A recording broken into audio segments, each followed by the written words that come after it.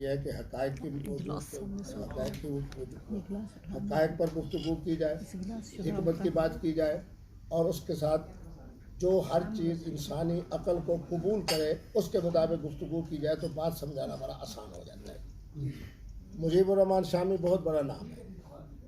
مجھے انہوں نے وہ لیٹر دکھایا جو عامر محمود صاحب جو دنیا چینل کے مالک ہیں ان کے پاس تھا، اور انہوں نے شامی صاحب کو دیا۔ شامی صاحب نے مہربانی کر کے وہ مجھے دکھایا۔ اس میں یہ تھا کہ مفتی عبدالقوی کا یہ جو اس وقت معاملہ ہے اس کا ایک لمحہ بھی کیمرے کی آنکھ سے دور نہیں رہنا چاہیے، جس پر 3.5 لاکھ پاؤنڈ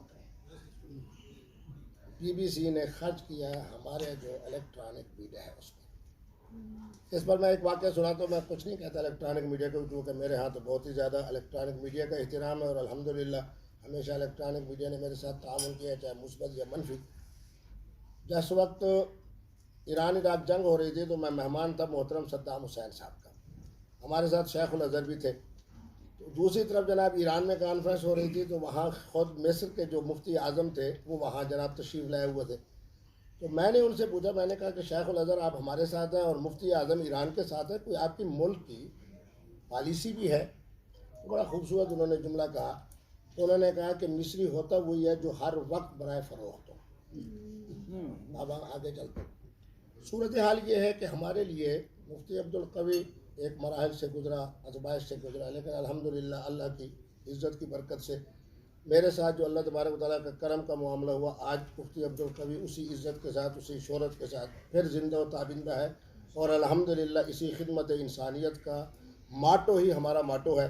جس طرح کے محترم سنیری صاحب نے فرمایا، جس وقت میں باعزت بری ہوا تو اس وقت بیرسٹر صاحب موجود تھے، 22 کے قریب چینل تو بیرونی دنیا کے آئے ہوئے تھے۔ بات وہی تھی کہ عبدالقوی کی بات نہیں تھی، مفتی عبدالقوی کی بات تھی۔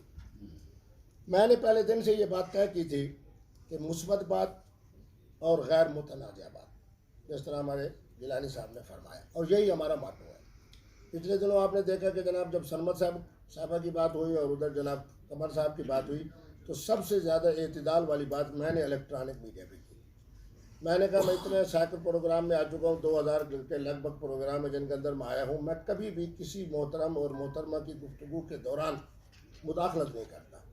سرمد صاحبہ سے مجھے یہی ہے کہ انہوں نے جب درمیان میں مداخلت کی، پھر میں نے کہا میں خلیل الرحمان کی بھی تائید بالکل نہیں کرتا۔ اسلام ہمیں یہ نہیں سکھاتا کہ جب ہم بحیثیت مصلح کے کوئی گفتگو کریں تو ہمارا انداز وہ ہونا چاہیے جو قرآن کہہ رہا ہے کہ وَقُولُوا لِلنَّاسِ حُسْنًا ادعُ إِلَىٰ سَبِيلِ رَبِّكَ بِالْحِکْمَةِ وَالْمَوْعِظَةِ الْحَسَنَةِ۔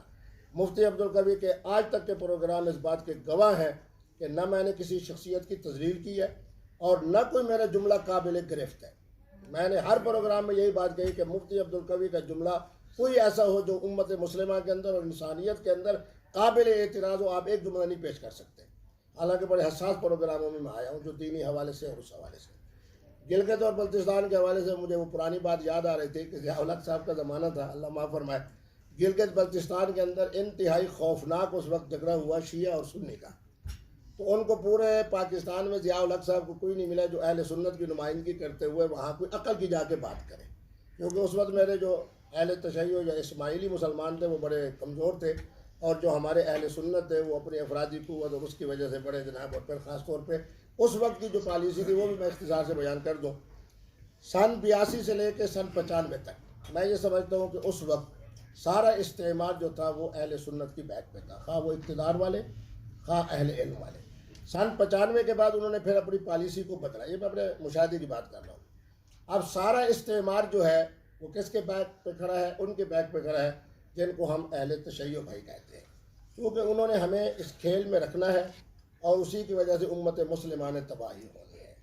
پچھلے دنوں کے اندر میرے ملتان کے اندر سرکاری مسجد کہاں ہے جو ہم نے وہاں جنرل بس سٹینڈ بنوایا، میاں فیصل مختار جب سٹی ڈسٹرکٹ ناظم تھے، جو مولوی صاحب امام تھے ان کی میعاد جب ختم ہو گئی، کئی دن تک مسجد وہاں سیل رہی، اس حوالے سے کہ ایک فرقے والے کی مسجد ہے یا دوسرے فرقے والے کی۔ ڈی پی او صاحب کو میں نے کہا کہ پیر کے دن تک میں مہلت دیتا ہوں، پیر کے دن آ کر مفتی عبدالقوی اپنے ہاتھ سے اس تالے کو توڑے گا اور اس کے بعد کسی عام مسلمان کو امام بنا کر، وہ ویسے بھی میں نے کہا امام کی ضرورت نہیں کیونکہ یہ وہاں جنرل بس سٹینڈ کی مسجد ہے۔ مختصراً یہ کہ اس میرے اس کہنے پر آخر یہ طے ہوا، یعنی رونے کی بات بھی ہے، کہ فلاں فرقے والا مؤذن 3 اس کی ذمہ اذانیں ہوں گی، اور فلاں فرقے والا 3 نمازیں وہ پڑھائے گا، فلاں فرقے والا اس کا جو مؤذن ہے وہ 2 اذانیں دے گا، اور فلاں فرقے والا. آج جو ملائیت ذلت کے آخری ڈگری پر ہے، ضربت علیہم الذلہ، معذرت کے ساتھ، یہ تو اہل تصوف لوگ ہیں، انہوں نے تو جناب الحمدللہ یوٹیوب پہ چلے جانا تو پوچھیں کہ مفتی عبدالقوی کیا ہے. بہت سارے دلائل ہیں کہ مفتی عبدالقوی بریلوی ہے، بہت سارے دلائل ہیں کہ مفتی عبدالقوی دیوبندی ہے، بہت سارے دلائل ہیں کہ مفتی عبدالقوی اہل سنت ہے، بہت سارے دلائل ہیں کہ مفتی عبدالقوی اہل تشیع ہے. یہ اعزاز اللہ نے ہمیں کیوں دیا؟ اس لیے کہ ہم نے ہمیشہ مثبت بات کی، احترام کی بات کی. ہماری ہی خواتین کی طرف سے جب یہ نعرہ آیا کہ میرا جسم میری مرضی، کم از کم 4 جناب الیکٹرانک میڈیا کے اور کم از کم 5 ہمارے یوٹیوب کے چینل تھے. میں نے کہا یہ نعرہ ہمارا نہیں، یہ کسی مسلم خاتون کی طرف سے آیا ہوا نعرہ نہیں ہے، نہ دیا ہوا نعرہ ہے. میرا خیال یہ ہے کہ یورپ کے اندر ہوگا مئی باڈی مئی چوائس، اس کا ہم نے ترجمہ کر دیا جی میرا جسم میرا مرضی. میں نے کہا نعرہ لینا ہے تو میں 2 نعرے دینے کے لیے تیار ہوں کہ میرا وجود میرے حقوق، میرا وجود میرے حقوق، میرا وجود میرے حقوق. میں نے کہا میں جنوبی پنجاب میں رہتا ہوں، مجھے پتہ ہے کہ وہاں کی بچی کتنی مظلوم ہے. دوسرا میں نے کہا کہ جناب آپ نعرہ لیتے ہو تو دوسرا نعرہ بھی دے دیتا ہوں کہ میں عورت میری عزت، میں عورت میری عزت. بہرحال مختصراً یہ ہے کہ اللہ تبارک و تعالی ہمارے سلہری صاحب کو مزید عزتیں مزید عزتیں مزید عزتیں عطا فرمائے.